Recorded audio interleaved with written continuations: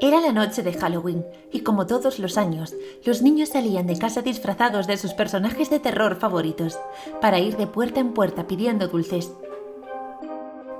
Las casas de los vecinos se adornaban con elementos espeluznantes: calaveras, telarañas, calabazas, brujas. No era raro ver cómo muchos padres de familia se tomaban aquello muy en serio, convirtiendo sus casas en auténticas mansiones de terror, intentando ser los más llamativos del vecindario. Sandra era una de esas personas. Todos los años invertía grandes cantidades de dinero para decorar su hogar en Halloween. Y no os penséis que utilizaba los mismos adornos de un año para otro. No, para ella eso eliminaba el factor sorpresa. Así que cada año vendía los elementos usados el año anterior y con el dinero compraba otros nuevos. Eran muchos los que la criticaban por malgastar tanto, pero ella siempre lo comparaba con los grandes gastos que hacían otros en Navidad. Para ella era su celebración preferida, y sin duda su casa tenía que ser la mejor.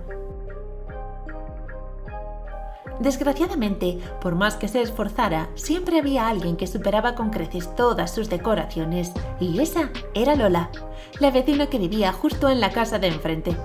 Sandra la odiaba y estaba segura de que el sentimiento era correspondido, por más que Lola siempre le diera los buenos días con sus falsas sonrisas y halagara su casa.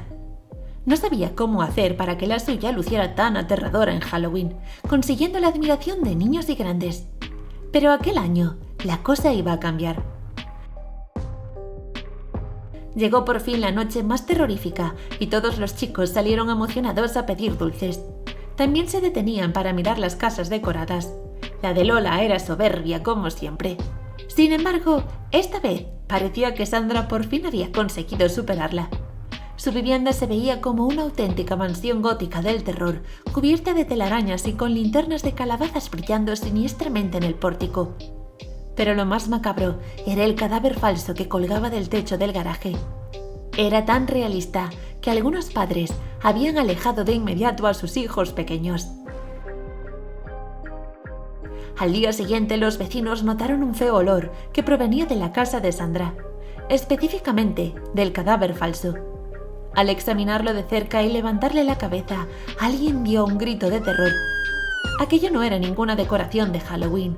Era el cuerpo de la propia Sandra, que se había resbalado del techo y se había enredado la cabeza con una de las tiras de luces. Seguimos con más terror. No os marchéis todavía. Era un día normal en mi pequeño taller, donde pasaba la mayoría de mis horas creando diseños de ropa y, sobre todo, muñecas. Sin duda, si debía elegir mi pasión en la vida, era la creación de muñecas. Elegir su forma de la cara, ojos, pelo, vestuario, todo aquello me fascinaba. Llevaba bastante tiempo intentando crear la muñeca perfecta, una creación que cautivara a cualquier niña con solo mirarla. Había creado muchas y muy bonitas, pero sentía que me había estancado un poco. Ya no eran tan originales y comenzaban a parecerse mucho los diseños entre sí. Los bocetos se acumulaban en mi mesa, pero ninguno capturaba la esencia de la creación que tenía en mente. Noche tras noche seguí con mi propósito. Cada intento era una lucha por perfeccionar los detalles, desde sus delicadas manos hasta los rizos de su cabello. Pero lamentablemente, todos los resultados eran idénticos y no me llenaban de satisfacción.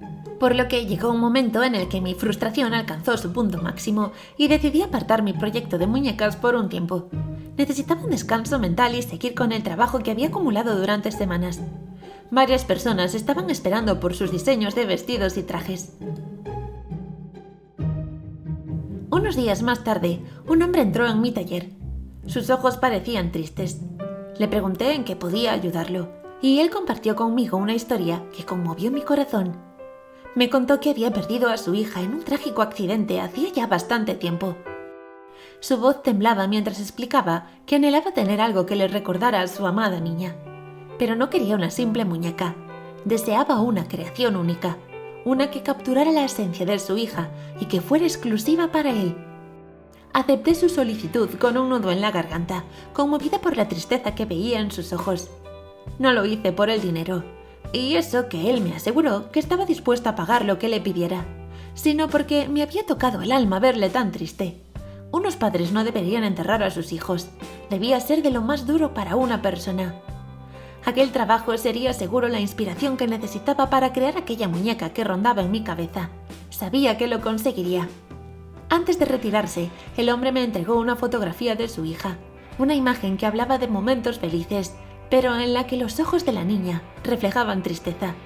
Me pidió que cuidara de la imagen como si fuera un tesoro, pues era la única foto que conservaba de la pequeña. Me sumergí de nuevo en mi trabajo con un nuevo objetivo. La foto de la niña se convirtió en mi fuente de inspiración.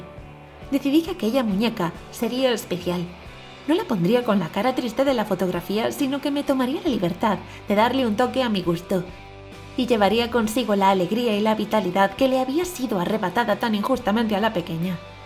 Los días se convirtieron en semanas, mientras esculpía, cosía y daba vida a la muñeca que había prometido crear. Cada detalle se convertía en una parte de su historia. Mis manos trabajaron incansablemente moldeando cada rasgo con amor y cuidado. Pasaron los días y terminé la creación un día antes de lo prometido.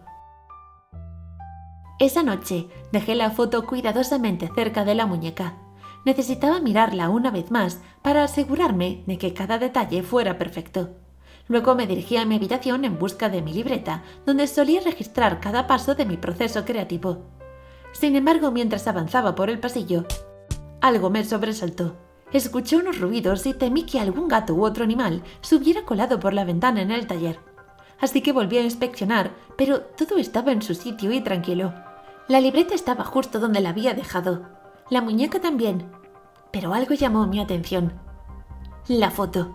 Estaba rajada por la mitad, dividida en 2 trozos, justo en el centro de su rostro. Aquello no tenía explicación.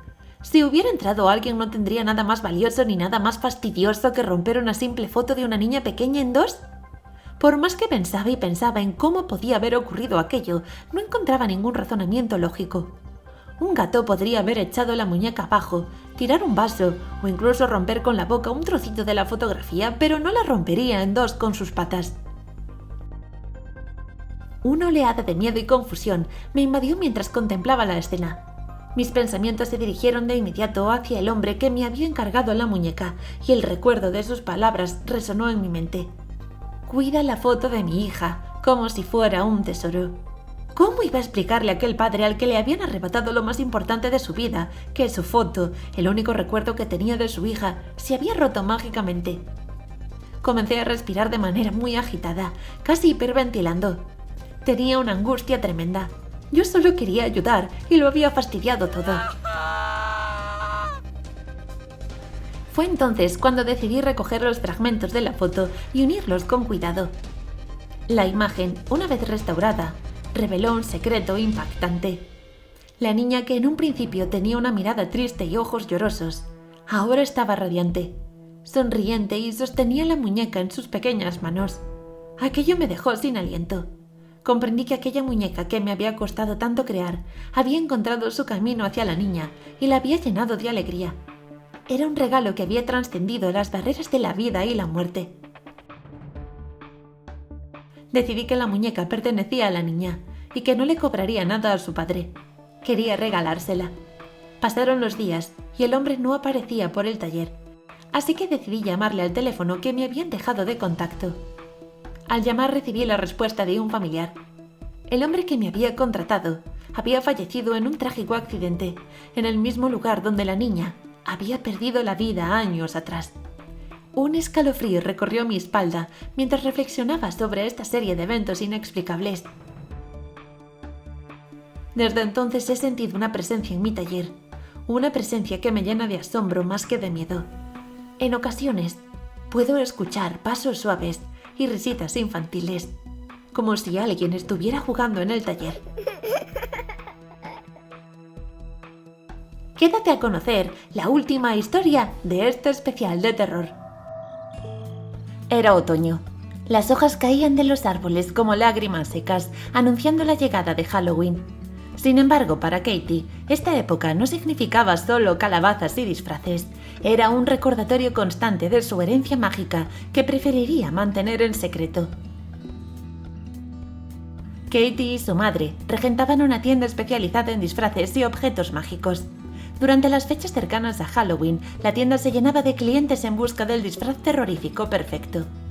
A diferencia de su familia, la joven prefería pasar desapercibida. No le gustaba ser el centro de atención como una verdadera bruja, por lo que aseguraba a todos que ella era una persona normal y corriente. Sus amigos de la escuela la bombardeaban con preguntas sobre hechicería, magos y brujas. ¿Volaban en escobas? ¿Hacían pociones mágicas? Ella solía responder vagamente, tratando de desviar la atención de su verdadera naturaleza. Pero no era completamente cierto. Katie conocía a alguien que disfrutaba volando en escoba durante Halloween: su tía Edith. Edith era la oveja negra de la familia, una bruja rebelde que alguna vez fue miembro de las Escobas Rojas, un grupo de brujas que realizaban acrobacias aéreas sobre escobas. Aunque ya no volaba tanto como antes, aún conservaba su espíritu aventurero.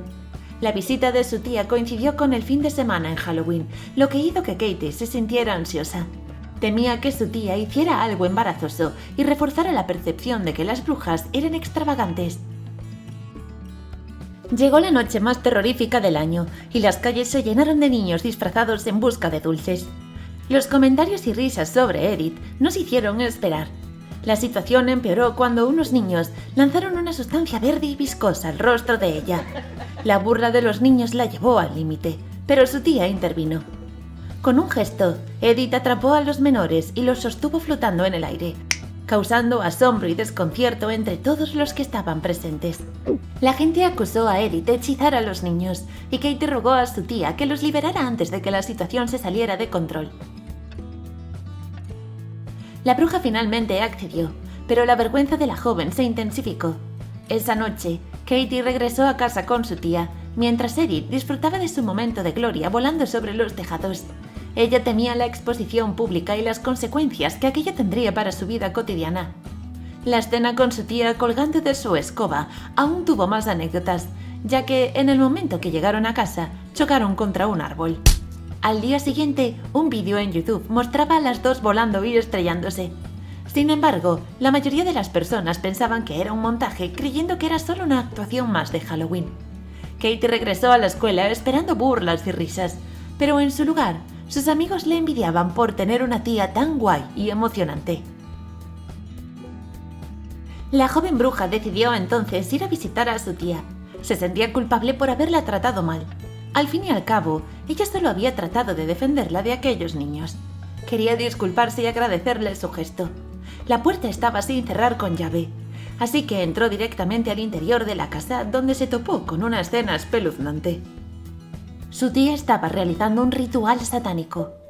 En el centro del círculo había un altar con un sacrificio humano. Era uno de los niños que le habían lanzado aquella sustancia verde en la cara. El niño estaba inconsciente, con un cuchillo clavado en el pecho y la sangre brotando de su cuerpo, rodeado de velas negras y símbolos extraños. Katie se quedó paralizada de terror al verlo. Su tía se dio cuenta de su presencia y le sonrió. Le dijo que era su ofrenda al diablo, que lo había traído para ofrecerlo en Halloween. Le aseguró que era una tradición de las brujas, una forma de obtener magia y vida, y que, como ella también era una bruja, debía participar en el ritual. La joven se negó a creer lo que estaba escuchando. Su tía no podía ser tan malvada. Intentó escapar, pero su tía Edith se lo impidió. Le dijo que ya era demasiado tarde, que había aceptado su invitación al entrar en su hogar, así que debía quedarse allí hasta que terminara. Su tía le pasó un cuchillo y le dijo que tenía que cortarse la mano y dejar caer su sangre sobre el altar. Después debía pronunciar unas palabras en latín para sellar el pacto con el diablo. Él le daría poder y riqueza a cambio de su alma. Katie se resistió a hacer lo que su tía le pedía. No se haría un corte en la mano ni vendería su alma al diablo por nada. Pero la bruja no le dio opción. La sujetó con fuerza y le hizo un corte con el cuchillo. La sangre de Katie cayó sobre el altar, mezclándose con la del niño. De pronto, el altar se iluminó y se abrió una grieta en el suelo. De la hendidura salió una mano roja y escamosa, con garras afiladas. La mano agarró a Katie por el tobillo y la arrastró hacia el abismo. Ella sintió un pánico indescriptible. Su vista se oscureció y su voz se ahogó. Su último pensamiento fue para su madre, que la esperaba en casa con una calabaza tallada y una sonrisa.